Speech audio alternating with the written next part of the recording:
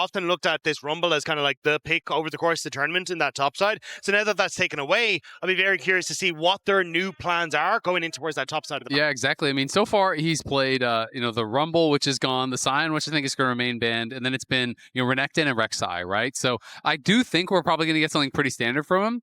It'll be interesting to see if he wants to kind of, go outside of that and get a bit more creative. I feel like if they wanted him to get funky, though, they would have gone red side, right? Yeah. So I think that we are just going to get more standard stuff. Ori and Azir both up here, so either we're going to get a trade or we're going to have them potentially getting banned outright here. And we'll see, that's going to be the kind of key to me, because that really does dictate the first couple picks. And instead, it's going to be Mbessa. Well, Scion is also up.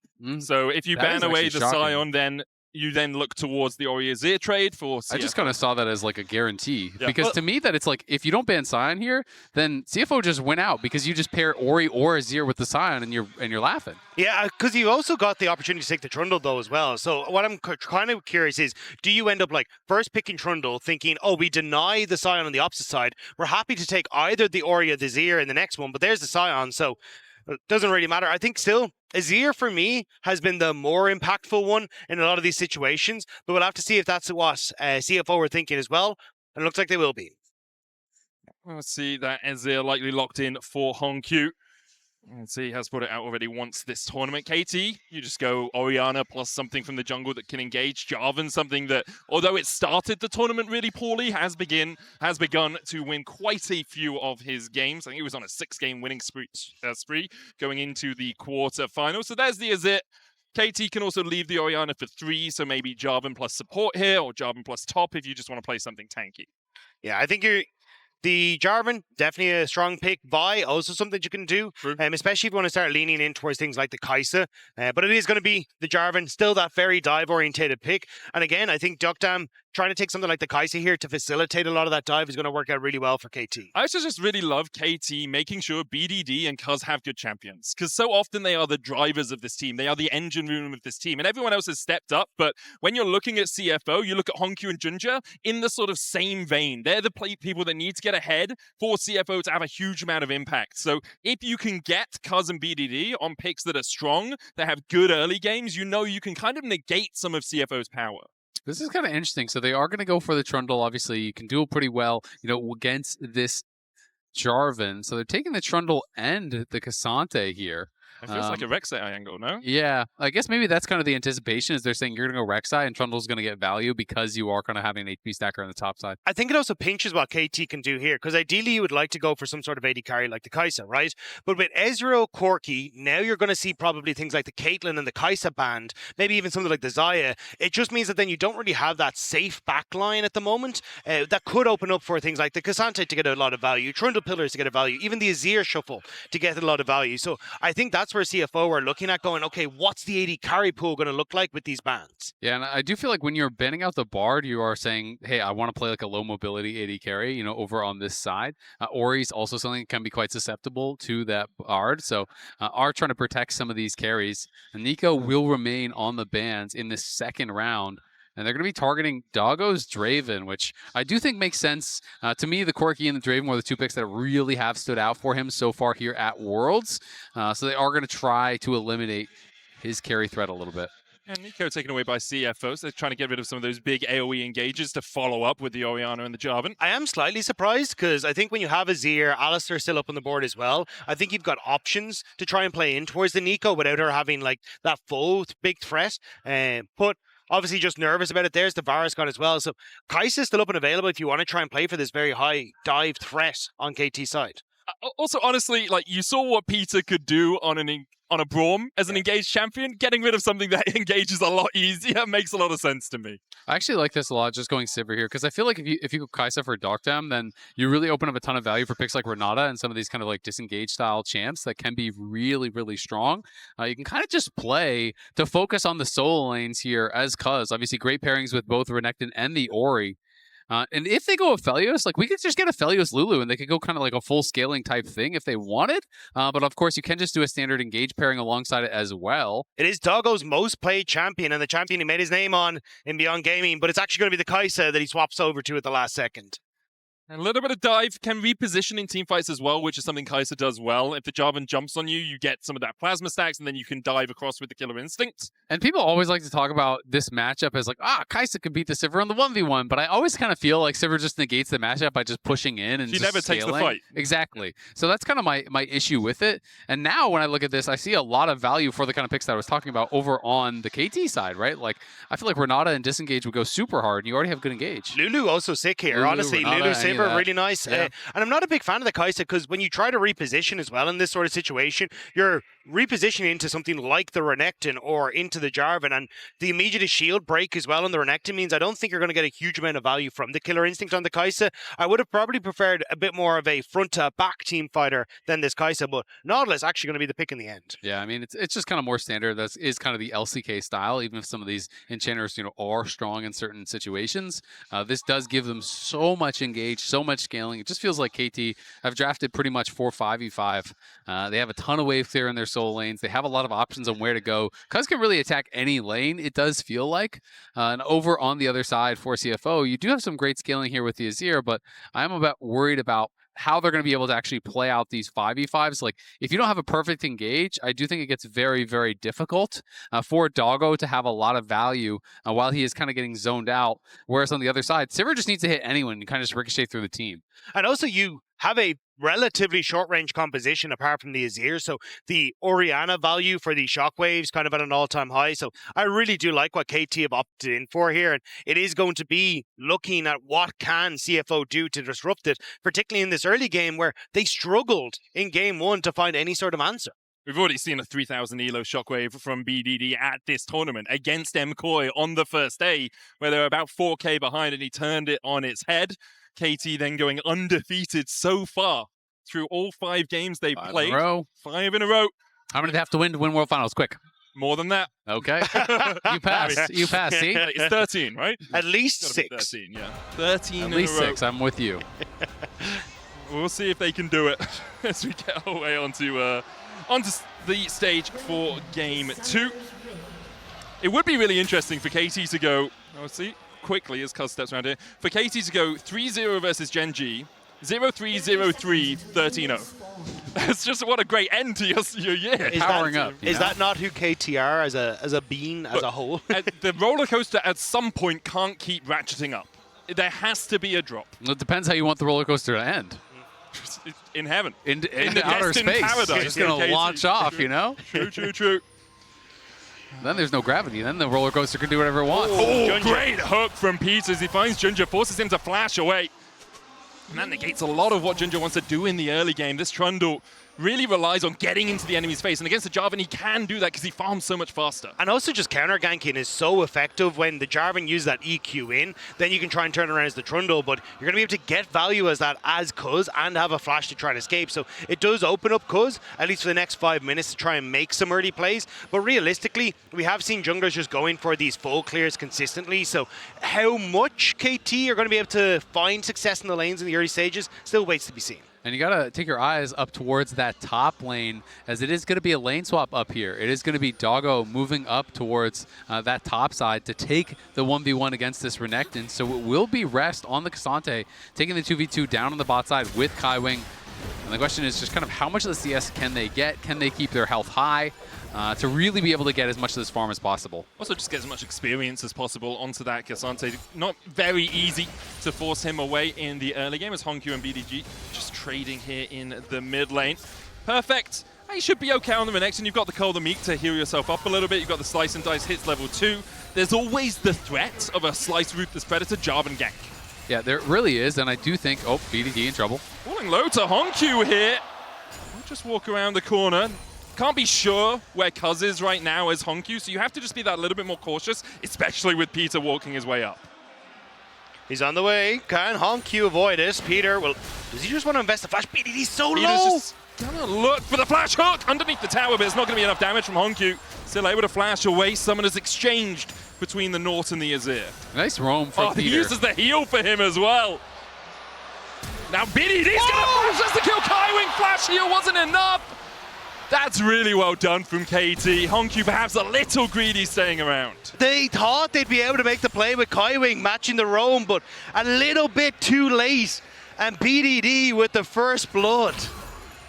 Yeah, I want to see, did Kaiwing's heal actually hit on Konkyu, or was it just a little bit too late? Yeah, too late. I thought it was too late watching it live there, which is definitely tough. Peter already having a big impact, forcing out the flash on the Trundle very early, and now Kaiwing trying to do what he can, hold this wave, so Honkyu cannot get too far behind. Oh, Cuz flash. Oh, flag and drag from Cuz just wide. A hook lands onto a minion, and Peter unable to find his connection there.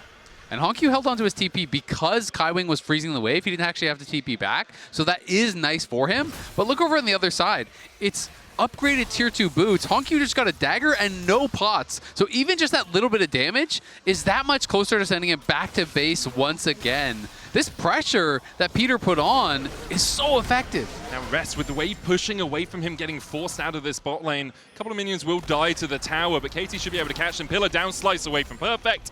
Easy enough escape for the Croc. It was always going to be a tough work to try and make that happen on the top side. So either way, though, as you say, KT in a great spot. Now Rest. Got the Pathmaker, should be able to get his way out. But I think this is the game that we really begin to see BDD living up to that idol status he talked about in the teaser for the video. I mean, that's tough. You know, thankfully, like I said, he was able to hold on to TP because Kaiwing froze, so he's going to go back, but his buy is going to be terrible, right? Like, maybe he's just going to get a refillable and a ward or something. I don't think he's going to have too much gold.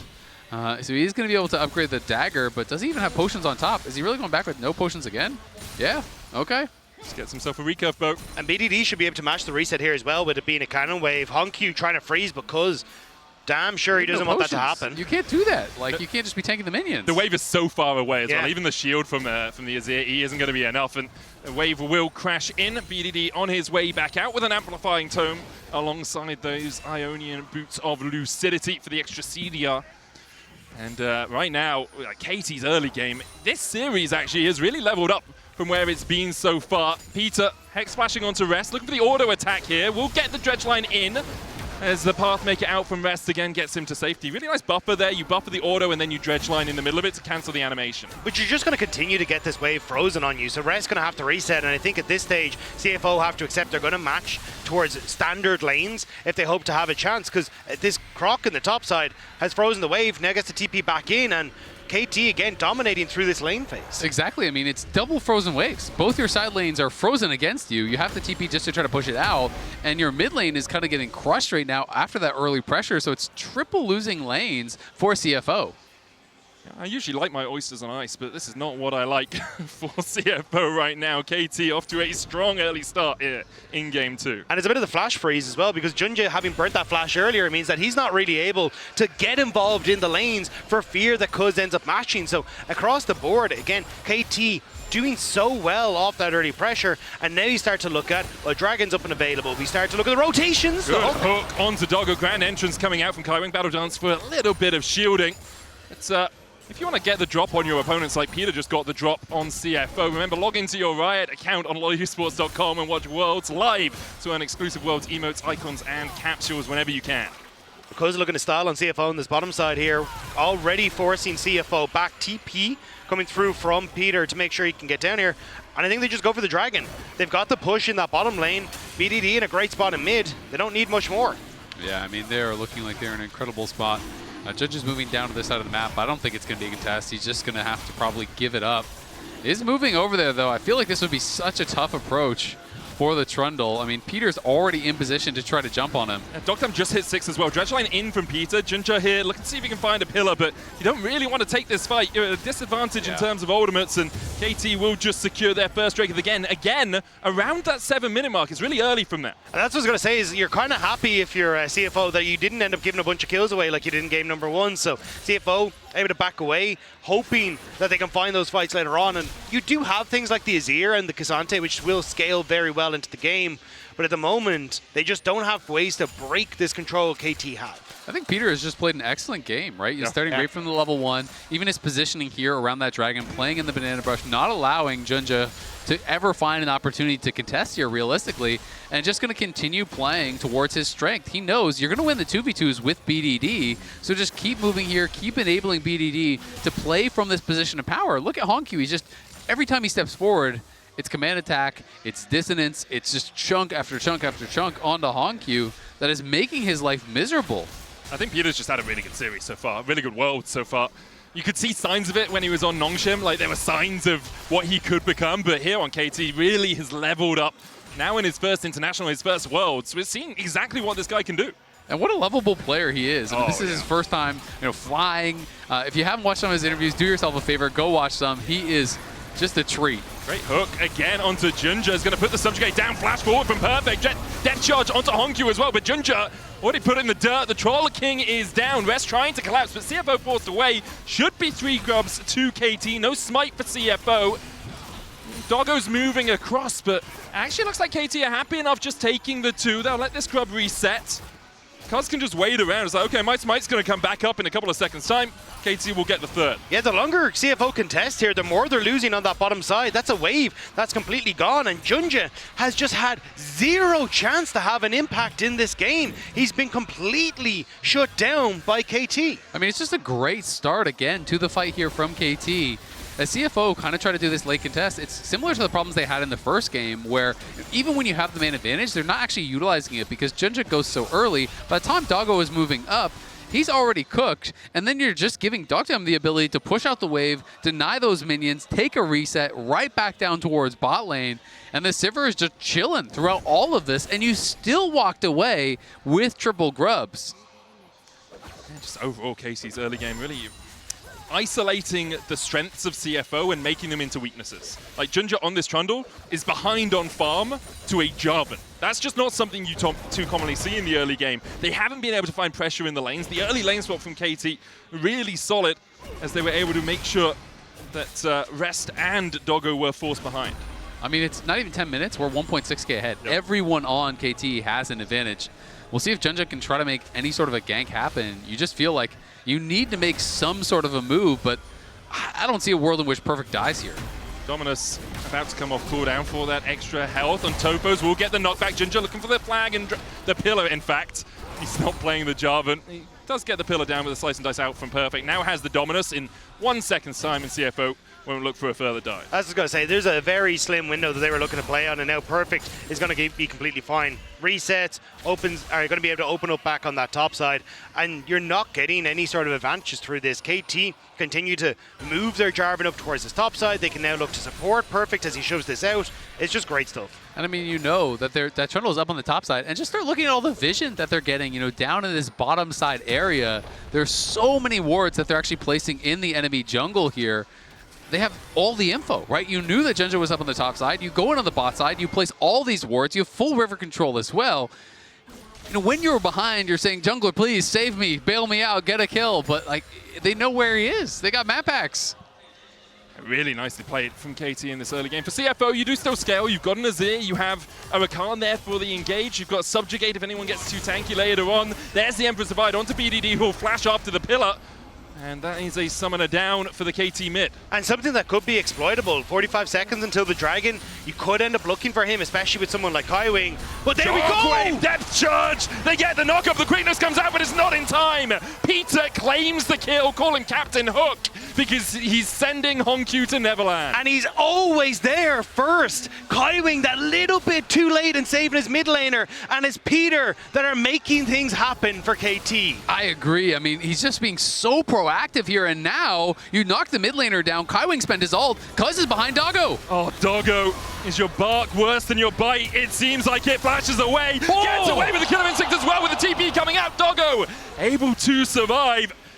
KT, I mean, they back away. No one goes below half HP. They'll be happy enough. They get the flash and that killer instinct out. Yeah, I mean, it's smooth moves from Doggo to survive in the 1v3, but at the end of the day, as you say, that's teleport, that's flash, that's ult, and your defensive highlight is just staying alive while KT is going to start the Dragon and say, good luck fighting us now. Your AD has nothing. And plates in mid lane because you had to shift the Azir down to that bottom side, which means BDD is opening up this game even further in his favor with that first item already completed. It is still KT winning. And it's feats. 12 minutes in, 3 objectives to none, 3 kills to none, and you've already got the upgraded boots coming out, the Ionian cooldown boots for BDD being upgraded. They're going to set up around this red buff. Do CFO Don't do it, know? Junja. No. Oh, Junja. He starts up the red. There's the hook, and Junja in the jungle, sent to an early grave. A fourth for KT, they ruled the Rift. I mean, this is just the Vision playing off of that. They have been controlling this jungle so incredibly well. And now that they have the lead, they're just snowballing it out of control. They've got death charge here. Exactly, he's just going to go right down. He's going to get stopped. You just flag it. Flag comes out. Peter will have another hook. He's just standing there. He's like, what are you going to do, HongQ? Depth charge down. They'll look for the engage. A Cataclysm alongside BDD. Enough. It's a shellacking for KT. They're shucking these Oysters everywhere on the map. I mean, it's picture perfect, but it's an ugly picture if you're a CFO fan, because KT are making game 2 look like an absolute breeze, and it's all been around this play with BDD. Constantly going towards mid lane, getting involved with him, unlocking their player here to move around the map to really get control. BDD has been such a star for this team all year long. Rest and Doggo looking for this flash away from Perfect, TP in from KT, and they just don't have the damage to work their way through that Renekton. Great flash from Perfect, predicting that Rest was going to look for that Q slow, and maybe that gives the Kai'Sa enough time to get the auto attacks down to take down the Renekton. But again, it's CFO hoping and praying that they can make these plays work, but KT, happy to match. You still get BDD pushing in that wave. No one going to be able to answer for it. You're losing out on the map, Duck Down pushing in the mid lane.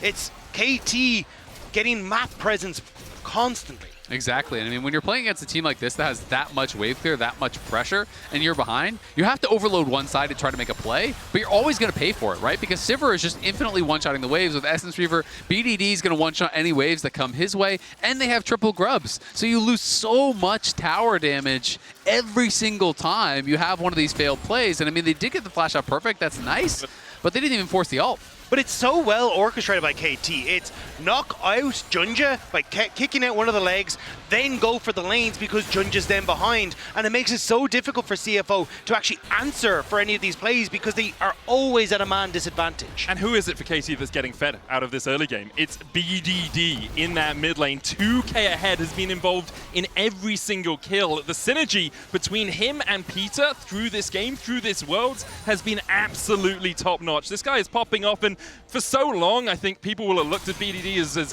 one of the greats, but not quite. Perhaps at this Worlds, he can really take that step to the upper echelons. Yeah, the only man on this team who's been to that semi-final, hoping to take the rest of them there, and the organization for the first time, but it's Rest who needs to get out of here. Exhausted there for a second. Spell Shield coming out from Dogdam, and Tofo Q3 going wide, but this is just going to be another tower for KT.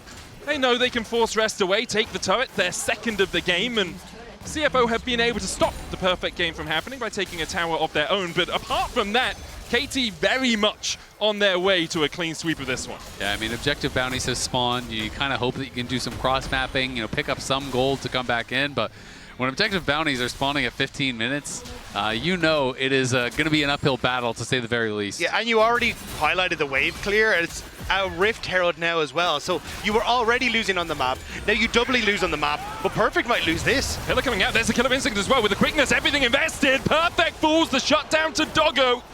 A pick for CFO and a small breath of life into this game. Imperfect. Not going to be able to get away with that one. We'll see what they can get off the back of it here.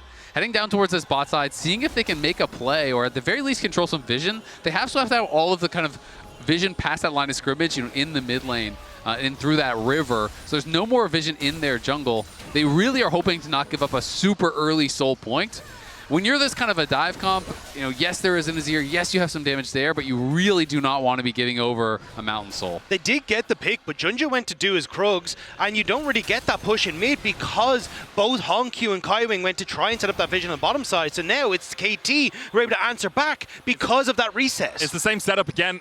Rest is on his way across on the hunt, popped by Dogdam as they look for the chase. Depth charge onto HongQ, Emperor's Divide, dodged by the Cataclysm. HongQ not in the redemption in time. CFO lose their mid laner and now might lose the rest as they get chased down by KT. Junja on the flank, a 4v4 begins to erupt. It's Perfect, not TPing down yet. The redemption for KT will top them up, and in the end, they just back away.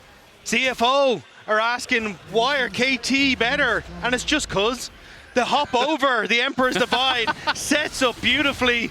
And now, with the dragon there for them as well, that's 3 dragons to their name. I mean, that was beautiful from Cuz. Walks in, and he's basically daring you to dash away, right? He's holding the Cataclysm, he's holding the Flag and Drag. He's ready to punish at a moment's notice. Perfect reaction time there to immune that Azir ultimate. They win out in the 4v4. Perfect doesn't have to even bother teleporting down. They get the dragon there at Soul Point, 18 minutes into the game.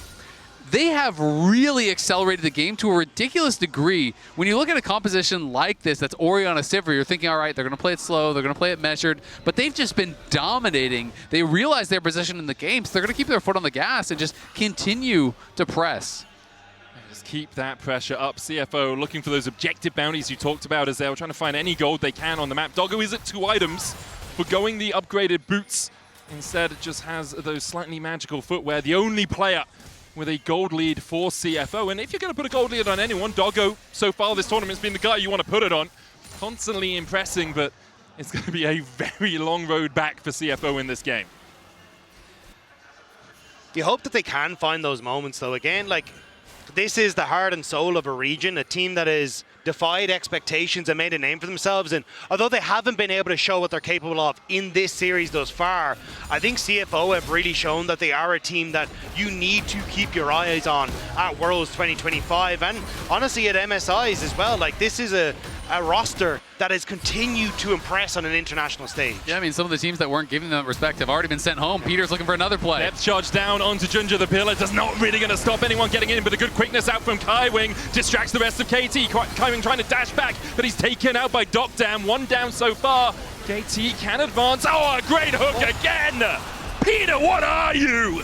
He constantly finds the picks, and now CFO picked apart by this perfect Nautilus. Perfect diving in for a Ruthless Predator. The Rift-Held charge coming down. Will they look for a tier 3? Cuz begins to disengage, but they'll just get the charge in, and then Peter should be able to dredge line his way away. And they can even go right back to the Otacon that's about to spawn here if they really want to put that pressure on. They're going to take away the jungle camps. They get the charge on another tower. It's 6k up, and yeah, they're just going to do Otacon on spawn again, because why not? Honkyu has no teleport, and he's still dead. He goes for it again. Rest steps in front of the bullet for Doggo. They're not back onto Peter, though. Now slammed into the wall, and the rest of KT unable to respond in time. Doggo diving onto the backline, and Killer Instinct flashes the barrier. Doggo gets the shutdown. Card's perfect, and BDD still alive. Not much mana on BDD, though. They'll still be able to kill off Kaiwing. Honku and Ginger need to do it all. But Honku doesn't have the damage, only an Ashes and a Faded Ashes at his back. KT back away. Again, Doggo risked it all for CFO, but it falls short. KT are able to continue keeping that pressure up in the fight, and it's CFO who have to back away. I mean, Doggo is able to find a pretty good play here. You know, again, your opportunities are going to be few and far between, and this hook gets blocked there by Rest, so they say, you know what, we have to try to take advantage of the moment. It's another shutdown, and then Doggo just goes so aggressive, flashing to the side there to try to avoid some of the damage from BDD. Does get a second shutdown for himself, but the problem is BDD is 3,000 gold ahead, and he is still alive, still fighting there. So even with Docdam falling, I mean, just look at the mid-jungle advantage. It's ridiculous. 4.9k between the two. The Otacon has been begun by KT. CFO still looking for it. They have the Emperor's Divide if they can find a way into this fight, but Honkyu goes in, BDD pops a stopwatch, Otacon secured, Kaiwing with a good quickness finds 2 with a knock-up, but CFO now need to disengage. All their engage tools have been used. Cuz diving onto that backline. Cuz taken out by Doggo. Perfect looking for it as well. But this dog who let him out, Perfect, shows him where the cage is at. Puts him back to the fountain. Only Honkyu left alive. As Perfect, BDD, Docdam and Peter collapsed. It's an ace for KT. There's nowhere to run. There is nowhere to hide. KT are taking everything on this map. And CFO, they look confused. They look like they don't know how they're supposed to crack this. I mean, I don't think you're cracking this game, man. It is an absolute stomp here as KT, again, know they're just at such an advantageous position. Perfect just goes straight in on the Nautilus. On the other side, you know, it's Honkyu and Kaiwing trying to find this flanking angle, but they use the redemption for the reset and then just send Cuz in. A great stun and bit of CC there to allow Doggo to finish him off, but Perfect is just too strong. No one's there to actually peel for Doggo. And again, there's just too many threats on the KT side. They're too rich. Yeah, no killer instinct for Doggo as well to try and escape away, so gets caught by the Croc. And it's his swamp right now. KT the dragon is up in 20 seconds. This is Mountain Soul, and it's already been impossible for CFO to break KT. I mean, this is going to be the last gasp you have to kind of think for CFO. It's win this fight. It's stop this Soul from going over, or you are cooked. But KT is ready. You know, they already have so much power here. Red buff and blue buff just got picked up, and they are going to be waiting for CFO to go forward. Almost an infinity edge for Dogdom. Doggo the only one really with 2 items that matter for CFO as they try and step into the darkness, into that fog of war. The dragon resets, Rest using his health bar to try and gain purchase in the river right now, but KT keeping them at arm's length. Rest still stepping forward. The Drake how low, 7k. Kaiwing flashes for BDD, lands the quickness and the grand entrance, but with a flash away from BDD, perfect, dives in, and the chase goes in from Cuz. Cataclysm onto the backline, the Emperor survived from Hongkyu. Everyone from KT falling below half HP, but then now with the redemption, they are topped up to full. For a moment, CFO looked like they may have found a fight, but the wallets are too damn heavy. KT find a 5-0 ace and will walk it down mid. Yeah, CFO posed the question, but BDD had the answer as he has every single time this game. 100% KP for BDD, 6-0-15 on the Orianna as they're looking for one of the fastest games at Worlds. Sub 25 minute, the prize for them. This roller coaster keeps on ratcheting up. KT in dominant fashion are gonna make it 2-0. The scoreline looks at BDD, but the hearts were won by Peter. KT 1 game away from the promised land. Again, control from start to finish. Desk, is there an answer They look available? excited up there. They do.